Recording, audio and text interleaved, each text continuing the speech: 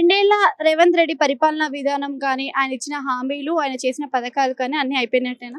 అన్నీ అయిపోలేదు, step by step చేస్తున్నారు.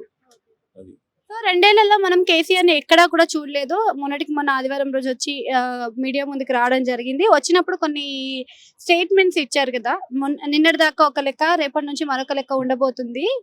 సో, నిలదీస్తాం, తోలు తీస్తాం. 2 సంవత్సరాల పరిపాలన టైం ఇచ్చింది గడిచిపోయింది అని చెప్పేసి కొన్ని వార్నింగ్‌లు ఇచ్చాడు. వార్నింగ్‌లు ఇచ్చిన తర్వాత అసెంబ్లీ సెక్షన్‌కి రావడం జరిగింది. 7 నిమిషాలు మాత్రమే ఉండి తిరిగి వెళ్ళిపోయాడు. మరి కొంతమంది చూసుకుంటే కేసీఆర్ రాగానే సింహం రంగంలోకి దిగిందంటున్నారు. మరి నిజంగానే సింహం రంగంలో దిగిందా? ఎలా ఆలోచిస్తే అట్లా ఎవరి తత్వం బట్టి, అంటే ఇప్పుడు నా ఆలోచన బట్టి కాదనిపిస్తుంది.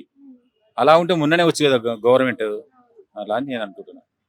అది అంటే కేసీఆర్ పరంగా చూసుకుంటే ఓన్లీ ఇప్పుడు ఉన్న అంశం ప్రకారం పాలమూరు, రంగారెడ్డి ప్రాజెక్టుల గురించి అని టాపిక్ తీస్తున్నారు. మరి ప్రజలకు సమస్యలు లేవంటారా? ఉన్నాయి, సమస్యలు ఉన్నాయి. మరి అవి రెండిటిని టాపిక్‌గా తీసుకుంటారు. అది ఎందుకంటే ఏదో ఒకటి లోపాన్ని నొక్కి చెప్పడం ఇక రాజకీయంలో అలవాటు, అది పదే పదే చెప్పడం అంతే.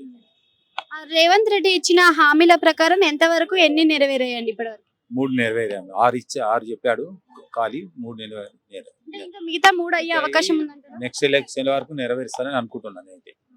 అంటే కేసీఆర్ Step by step. పరిపాలనా విధానంలో ఎవరు బెస్ట్ అంటారు? అప్పుడు అప్పుడు అప్పటి సంగతిలో అప్పుడు ఆయనది ఓకే, ఇప్పుడు మాత్రం ఈయన ఓకే అనిపిస్తుంది. అందుకే నేను రాలేదని అనుకుంటున్నా.